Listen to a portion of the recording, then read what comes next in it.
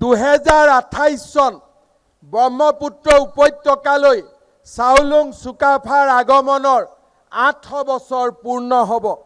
মই ঘোষণা কৰিবলৈ পাই সুখী হৈছোঁ যে ৰাজ্য চৰকাৰে চাওলুং চুকাফাৰ অসমলৈ আগমনৰ 8 বছৰ পূৰ্ণ হোৱাৰ এই ঐতিহাসিক ক্ষণটোক এক বিশাল আৰু অভূতপূৰ্ব আয়োজনেৰে সগৌৰৱেৰে উদযাপনৰ পৰিকল্পনা কৰিছে। এই আয়োজন হ'ব চুকাফা আৰু অসমীয়া জাতিৰ ঐতিহাসিক তথা সাংস্কৃতিক ঐতিহ্যক সমগ্ৰ ভাৰতবৰ্ষ আৰু বিশ্ববাসীৰ সন্মুখত তুলি ধৰাৰ এক সোণালী সুযোগ।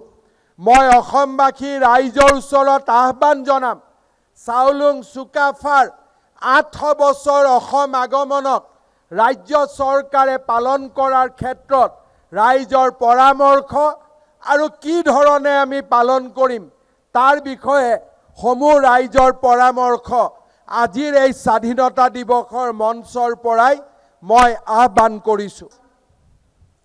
2028 বৰ্ষটো অসমৰ কাৰণে আন এক ঐতিহাসিক আৰু গুৰুত্বপূৰ্ণ।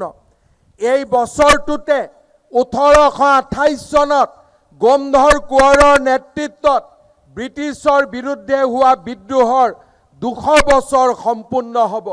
অসমৰ স্বাভিমান ৰক্ষাৰ বাবে যুঁজখনৰ এই 200 বছৰ পূৰ্তিকো ৰাজ্য চৰকাৰে বিশেষভাৱে পালন কৰাৰ বাবে সিদ্ধান্ত গ্ৰহণ কৰিছে।